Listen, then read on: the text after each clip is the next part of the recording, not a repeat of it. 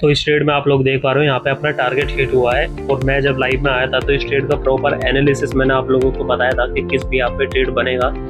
तो मैं शुरू से ही आप लोगों को ये वीडियो दिखाने वाला हूँ जहाँ पे मैंने ट्रेड पंच करा था और पूरा ट्रेड आप लोगों के सामने लाइव चला है जहाँ पे टारगेट हिट हुआ है। तो आओ मैं शुरू से समझाता हूँ। जैसा कि आप लोग देख पा रहे हो यहाँ पे एक ट्रेड अभी रनिंग है और ट्रेड जो है बिल्कुल परफेक्ट एंट्री जो है बनी है। और ये ट्रेड किस बिहाफ पे बने हैं वो सारी चीज़ें मैं एक्सप्लेन करके बता देता हूँ, क्योंकि अभी यहाँ पे कुछ भी लेवल्स मार्क नहीं कर रखे हैं। तो ये ट्रेड जब मैं एनालिसिस कर रहा था तो मैं देख रहा था यहाँ से प्राइस अप साइड में जाता है और एक स्विंग बनाने के बाद कंटिन्यूसली डाउन साइड में जा रहा था।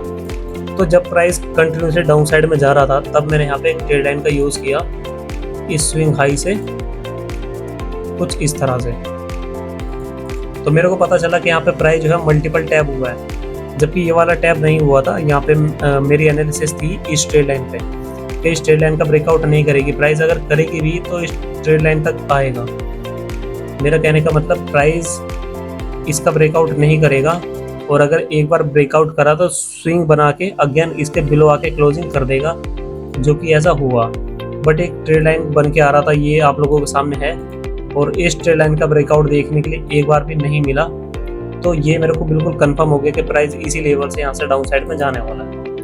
अगेन उसके बाद मैं देखता हूँ फिबोनाची रिट्रेसमेंट का लेवल लगा के।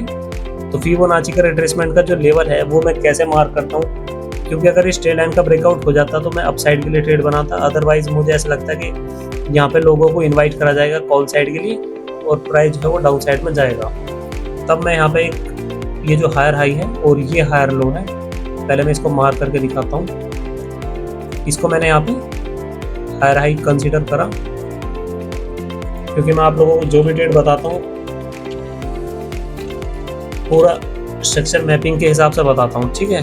तो स्ट्रक्चर मैपिंग अगर आप समझेंगे तब आपको पता चलेगा कि ट्रेड बनाने के लिए स्ट्रक्चर मैपिंग कितना ही इम्पोर्टेंट है। और ये था अपना हायर लो, राइट। तो प्राइस इस लेवल से अपसाइड में गया बट कंटिन्यूसली डाउन साइड में जा रहा था, तो मैं लेवल मार्क कर लेता हूँ। इसको बोला मैंने हायर हाई, इसको हायर लो। तो इस पूरे जोन में प्राइस में क्या होगा, ज़्यादातर जितने भी रिटेलर हैं वो कुछ इस तरह से यहाँ पे फिबोनाची को मार्क करेंगे कॉल साइड के लिए, क्योंकि उन्हें ट्रेड अप साइड का बनाना है। तो उन्हें ऐसा लगता है कि 0.5 लेवल के आसपास आगे प्राइस यहाँ से अप साइड में जाएगा, जबकि ऐसा नहीं है। ऊपर से एक ट्रेड लाइन भी आ रही है, वो भी देखना पड़ेगा। तो मैंने इसका अपोजिट देखा, क्योंकि ज़्यादातर जो ट्रेडिंग साइकोलॉजी है वो यही है कि जितने भी रिटेलर हैं उनको इनवाइट करा जाएगा कॉल साइड के लिए, क्योंकि कहीं ना कहीं मार्केट का जो व्यू था आप देखेंगे बड़े टाइम फ्रेम में यहाँ से अप साइड का ही था। तो जब प्राइस का व्यू जो है वो अप साइड में है तो मार्केट का नेगेटिव अप साइड देखने के बाद ज़्यादातर रिटेलर यहाँ से अप साइड का ही ट्रेड बनाएंगे। उसके बाद मैं यूज़ करता हूँ फिबोनाची हायर हाई से हायर लो तक, ठीक है। मैंने इसका अपोजिट देखा और मेरे को मिला 0.5 लेवल। तो एग्जैक्ट 0.5 लेवल से ही मैंने एंट्री करी और 0.5 लेवल से लेके 0.7 के बीच में इस पूरे लेग में मेरे को निकालना था एक फेयर वैल्यू गैप। तो अभी मैं फिबोनाची लेवल हटा देता हूँ। तो इस पूरे लेग में मेरे को एक फेयर वैल्यू गैप निकालना था। फेयर वैल्यू गैप मिला मुझे ये वाला, ये लेवल, ठीक है। ये एक फेयर वैल्यू गैप मेरे को देखने के लिए मिला। जस्ट 1 मिनट, यहाँ पे मैं इसको लिख के भी दिखा देता हूँ। तो यहाँ पे मेरे को फेयर वैल्यू गैप दिखा। जस्ट फेयर वैल्यू गैप पे ही मेरी एंट्री बनी और टारगेट मैंने अभी डिसाइड नहीं किया। एसएल जो है मैंने यहाँ पे रखा, क्योंकि इस ट्रेड लाइन को टैप करके प्राइस जो है वो डाउन साइड में जाएगा। ये मार्केट में मेरा व्यू था और उसके बाद मैंने यहाँ से अपना एसएल तो डिसाइड कर लिया। बट अभी जो मेरा बचा वो टारगेट, यानी कि मैंने जो एंट्री बनाई है वो तो काफ़ी परफेक्ट है जैसे कि आप लोग देख पा रहे हो। और एंट्री बनाने के बाद अगर मेरे को कुछ डिसाइड करना है तो एसएल, क्योंकि एसएल बहुत ज़रूरी है और एसएल मैंने रखा है स्ट्रेट लाइन पे। तो एसएल डिसाइड हो गया। अब हम देखेंगे टारगेट कि प्राइस अगर डाउन साइड में जाएगा तो कौन सा टारगेट है जो हमें देखने के लिए मिलेगा। तो उसके बाद मैं सीधा यहाँ से चार्ट को थोड़ा स्विच करता हूँ, तो देखता हूँ कि यहाँ पे भी एक ट्रेड लाइन बन सकती है। तो ट्रेड लाइन बनी हुई डेफिनेटली, वो ट्रेड लाइन है कुछ इस तरह से। और मैंने अपना टारगेट जो है इस ट्रेड लाइन पर ला के यहाँ पे छोड़ दिया। तो एसएल मेरे को पता चला किस हिसाब से एसएल रखा जाता है और टारगेट मेरे को पता चला किस हिसाब से रखा जाता है। तो अभी आप देखेंगे ये 1 आवर का चार्ट है, क्रिप्टो हम ट्रेड कर रहे हैं बिटकॉइन में। तो अब मेरे को यहाँ पे टारगेट जो देखना है वो किस हिसाब से देखूंगा। अगर मैं छोटे टाइम फ्रेम में जाकर देखूंगा तो एक यहाँ पे मेरे को POI देखने के लिए मिलेगा।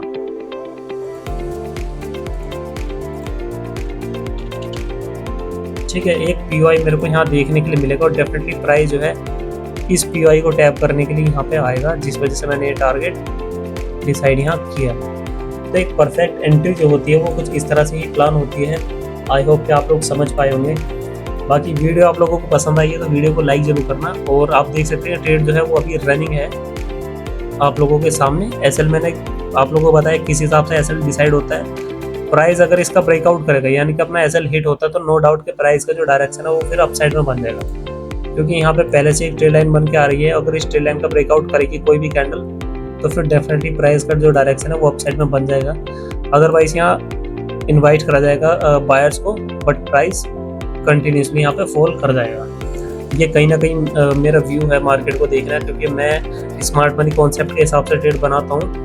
तो जब मैं आप लोगों को स्मार्ट मनी कॉन्सेप्ट के हिसाब से ट्रेड बताता हूँ तो मैं आपको स्ट्रक्चर मैपिंग भी बताता हूँ कि कहाँ पे हायर हाई बन रहा है, कहाँ पे हायर लो बन रहा है, कहाँ पे फेयर वैल्यू गैप और ऑर्डर ब्लॉक बन रहा है।